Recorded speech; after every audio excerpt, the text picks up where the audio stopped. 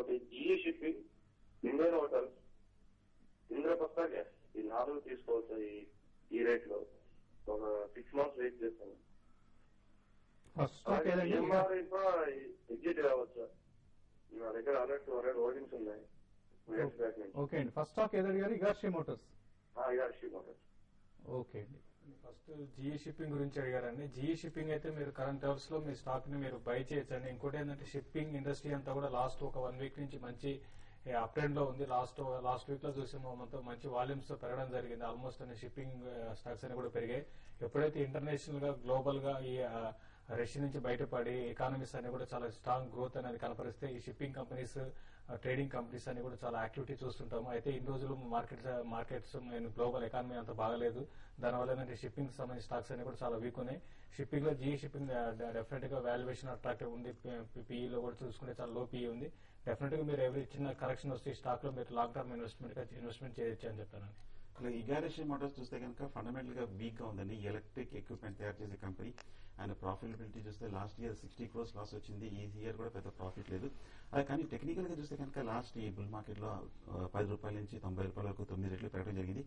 నా ఉద్దేశంలో ఉన్నారంటే కనుక ఎగ్జిట్ అవ్వండి. ప్రస్తుతానికి ఫ్రెష్ బయింగ్ మటుకు ఈ స్టాక్ లో కనిపిస్తుంది.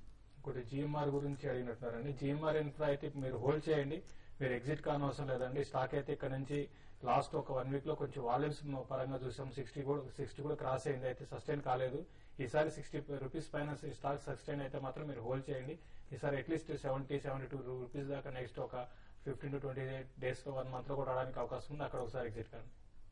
కానీ ఇటువంటి లగర్స్ లో ఉండే బదులు మీరు యాక్టివ్ గా ఉండే స్టాక్స్ లో ఎంటర్ కావడం పెట్టండి. జిఎంఆర్ ఇన్ఫ్రా చాలా పేషెన్స్ టెస్ట్ చేసిన స్టాక్ ఇది. స్వరూప్ వైజాగ్ నుంచి లైన్ ఉన్నారు. స్వరూప్ గారు, hello. Good morning sir. Good morning sir. Jayaprakash power sir. అదేమంటే 150 రూపీస్ చెప్పున ఒక 1 year బయట హోల్డ్ చేస్తున్నాను. ఒక 900 shares. సో మార్కెట్ ఇంత హైలో ఉన్నా కూడా ఆ ఫ్లిప్ లో మూవ్మెంట్ రాలేదు. So kindly give advice sir. Jayaprakash మీరు చూస్తుంటే ఈ పవర్ సంబంధించిన స్టాక్స్ అన్ని కూడా అండి మీరు అన్నట్టుగా ఏమాత్రం లాస్ట్ 1 year కాదు 1.5 year నుంచి కూడా పెరగడం లేదు. అయితే ఈసారి నేను అనుకోవడం ఇక్కడ నుంచి కొంత పెరిగే అవకాశం ఉంది. దీంతో పాటు ఇది కొంచెం ఈ స్టాక్ అయితే కొంచెం ఎక్స్పెన్సివ్ కనపడుతుంది మిగతా అదర్ స్టాక్స్ కంపేర్ చేసుకుంటే, అదర్ పవర్ స్టాక్స్. కాబట్టి ఏంటంటే ఇష్యూ నుంచి స్టాక్ అయితే బాగా కిందకి రావడం జరిగింది. ఎవరైతే ఇన్వెస్ట్ చేశారో అందరూ కూడా నష్టపోయారు. అయితే ఇక్కడ నుంచి నేను అనుకోవడం స్టాక్ పెద్దగా పడే అవకాశం లేదు. లాస్ట్ ఒక 50 days నుంచి కొంత పవర్ స్టాక్స్ లో కొంత యాక్టివిటీ కనపడుతుంది. కాబట్టి నేను అనుకోవడం మీరు హోల్డ్ చేయండి. హోల్డ్ చేసి ఒక 5 to 6 months హోల్డ్ చేసి కొంత పెరిగే అవకాశం కనపడుతుంది. ఓకే అండి. సో ఫైనాన్షియల్ క్యాపిటల్ నుంచి ముంబై నుంచి కాలర్ లైన్ ఉన్నారు. కేపీ రావు గారు, hello. Good morning sir. Good morning అండి. యూనిటెక్ ని 80లో బై చేసామండి. ఓకే అండి. అయితే ఇప్పుడు ప్రాఫిట్ బుక్ చేయొచ్చు అంటారండి. యూనిటెక్ లో ప్రాఫిట్ బుక్ చేసుకోవచ్చు. నా ఉద్దేశంలో మీరు కనుక ప్రాఫిట్ బుక్ చేయాలని మనసులో ఉందంటే కనుక మీరు డెఫినెట్ గా ఈ 95-100 రూపీస్ దగ్గర బుక్ చేయొచ్చు. ఎందుకంటే short term, medium term resistance 95-100 కనిపిస్తోంది. లేదు పర్వాలేదు, మీరు రిస్క్ తీసుకోగలిగితే కనుక 85 కింద స్టాప్ లాస్ పెట్టుకుని మీరు హోల్డ్ చేయండి. బట్ టెక్నికల్ గా అయితే మటుకు పాజిటివ్ గానే ఉంది. బట్ 100 రూపీస్ దగ్గర రెసిస్టెన్స్ ఉంది కాబట్టి అక్కడ మీరు కాస్త షార్ట్ టర్మ్ ప్రాఫిట్ బుక్ చేసి మళ్ళీ లోయర్ రేట్ లో రీఎంటర్ అవ్వచ్చు. ఓకే అండి. శివప్రసాద్ చెన్నై నుంచి లైన్ ఉన్నారు. శివప్రసాద్ గారు, నమస్తే సార్. నమస్తే అండి. నేను అశోక్ లేలాండ్ ఒకటి పర్చేజ్ చేశానండి. నవభారత్ వెంచర్స్ కూడా తీసుకున్నాను. నవభారత్ వెంచర్స్ 409 లో తీసుకున్నానండి. ఓకే అండి. అది స్టాక్ తీసుకున్న తర్వాత బాగా తగ్గింది. చెప్తారా, హోల్డ్ చేయమంటారా లేదా?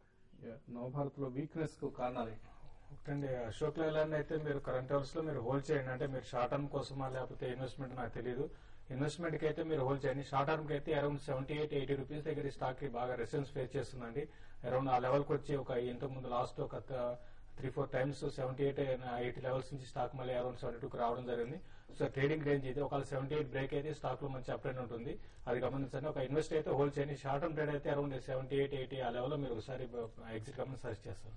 అలాగే నవభారత్ వెంచర్స్ చూస్తే వీక్నెస్ ఏం కనిపించట్లేదండి. న్యూస్ ఫ్లో కూడా అన్ని పాజిటివ్ గానే ఉంది. ఫండమెంటల్ గా చూస్తే ప్రాఫిటబిలిటీ బాగుంది. పీ/ఈ వాల్యుయేషన్ చూసుకుంటే కనుక చాలా అట్రాక్టివ్ గానే కనిపిస్తుంది. సో నవభారత్ వెంచర్స్ బహుశా ఆల్రెడీ స్ట్రాంగ్ రన్అప్ వచ్చింది కాబట్టి ఈ లెవెల్లో కొంచెం కన్సాలిడేషన్ పడుతుంది. నా ఉద్దేశం మీరు హోల్డ్ చేయండి. ఫ్రెష్ బయింగ్ చేయాలనుకున్న వాళ్ళు ఒక డిప్ లో ఒక 350 లెవెల్ సపోర్ట్ దగ్గర బై చేయొచ్చు. ఆల్రెడీ ఉందంటే కనుక మీరు హోల్డ్ చేయొచ్చు. ఒక 450 లెవెల్ లో మీరు ప్రాఫిట్ బుక్ చేస్తే మంచిది అనిపిస్తుంది. లాస్ట్ 2 quarters రిజల్ట్స్ లో అంత గ్రోత్ కనిపించడం లేదు, both in top line and bottom line. So that must be the reason for Navbharat Ventures లో అంత యాక్టివిటీ లేకపోవడానికి కారణం. రాజు శ్రీకాకుళం నుంచి లైన్ ఉన్నారు. రాజు గారు హలో. డెల్టా క్రాస్ రేట్లో కొనొచ్చండి. రాకేష్ వల్ల ఎవరు పెద్ద అన్నారు, అది ఫండమెంటల్స్ ఎలా ఉన్నాయి, ఏ రంగంలో ఉంది, కొంచెం తీసుకొచ్చి రేట్లోనే ఆగమంటారా? ఎవరండి? రాకేష్ బజాజ్ హిందుస్థాన్ లో చాలా లాస్ అయ్యేది సార్, అది ఏం చేయమంటారు? 117లో అమ్మేసాం, 150 రూపాయలు. ఓకే రాజు గారు, రాకేష్ జుంజునవాలా గురించి ఏమైనా ఐడియా ఉందా మీకు? లేదా పెద్ద ఇన్వెస్టర్ అంతే గారు, అంతేనా?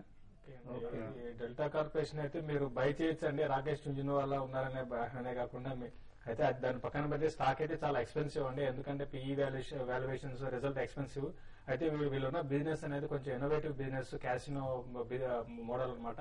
కాబట్టి ఇటువంటి ఇన్నోవేటివ్ బిజినెస్ లో ఉన్నప్పుడు ఏంటంటే స్టాక్ ఎక్స్పెన్సివ్ అయినా కూడా ఆ సెక్టర్ లేకపోతే ఆ స్టాక్ సంబంధించి ఫీచర్ బాగుంటుంది అనుకున్నప్పుడు ఎక్స్పెన్సివ్ కూడా నెగ్లెక్ట్ చేస్తుంది. ఇక్కడ 2 ఉన్నాయండి. పిఈ ఒక 60 అబోవ్ ఉన్నా కూడా ఏదో స్టాక్ కూడా బై చేయొచ్చు. అదేవిధంగా ఈ స్టాక్ కూడా బై చేయొచ్చు అండి. అయితే మీరు 120-140 దాకా పెరిగే అవకాశం ఉంది ఇమీడియట్ టార్గెట్. మీరు లాంగ్ టర్మ్ అన్నా కూడా మీరు అరౌండ్ 200 దాకా పెరుగుతుంది మనం చూస్తున్నాం. జుజిన్వాలా స్టాక్స్ అని కూడా రిటర్న్ అనేది ఇన్వెస్టర్ చాలా హెవీగా రావడం జరుగుతుంది. కాబట్టి ఏంటంటే మీరు ఎవరీ డిక్లైన్ స్టాక్ లో ఇన్వెస్ట్ చేయడం సజెస్ట్ చేస్తానండి. సక్సెస్ఫుల్ ఇన్వెస్టర్ గా రాకేష్ ఎంటర్ అయిన కౌంటర్స్ లో మనం కూడా ఎంటర్ కావాలన్న కోరుకుంటున్నాం, తప్పలేదు. అయితే ఫండమెంటల్స్ ను జాగ్రత్తగా గమనించాలి.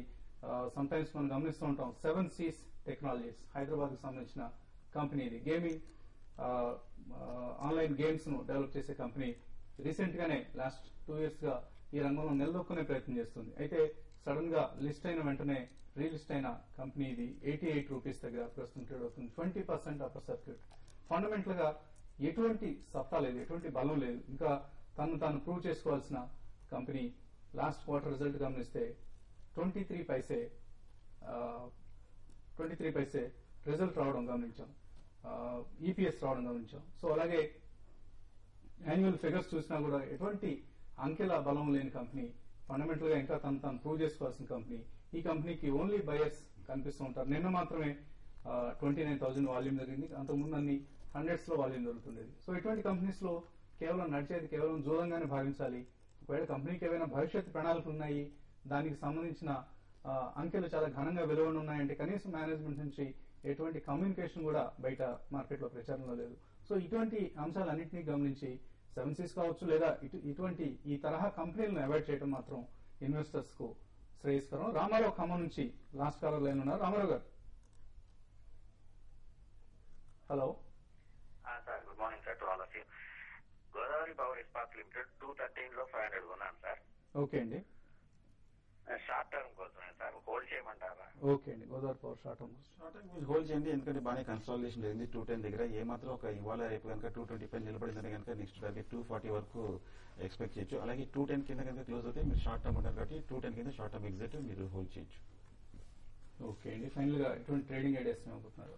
మార్కెట్స్ అయితే ఈ రోజు కొంత హైయర్ లెవెల్ బాగా సెల్లింగ్ కనపడే అవకాశం ఉంది. ముఖ్యంగా లార్జ్ క్యాప్ స్టాక్స్ లో మాత్రం ఈ రోజు బాగా సెల్లింగ్ ఉంది. మార్కెట్ మైనస్ లో క్లోజ్ కావడానికి అవకాశం ఉంది. ఇండాల్కో ఒకటి లాస్ట్ ఒక 3 days నుంచి చాలా స్ట్రాంగ్ ఉంది. అయితే ఈ రోజు కొంచెం ఈ స్టాక్ లో కొంచెం సెల్లింగ్ రావడానికి అవకాశం ఉంది. 215 బిలో స్టాక్ ని షార్ట్ సెల్స్ చేయమంటాను. 270 దగ్గర స్టాప్ లాస్ పెట్టుకోమంటాను. 212, 211 దాకా ఇంటర్డే రావడానికి అవకాశం ఉంది.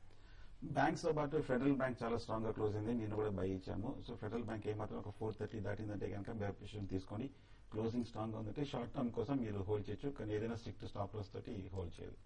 ఓకే అండి. కుటుంబరావు గారు రికమెండ్ చేస్తున్నారు. రుచి సోయా బై చేయమంటున్నారు. 138 కంటే పైన ఉంటే స్టాప్ లాస్ 135, టార్గెట్ 145 వరకు వెళ్లే అవకాశం ఉంది. ICICI bank sell below 1139, stop loss 1146, target 1125.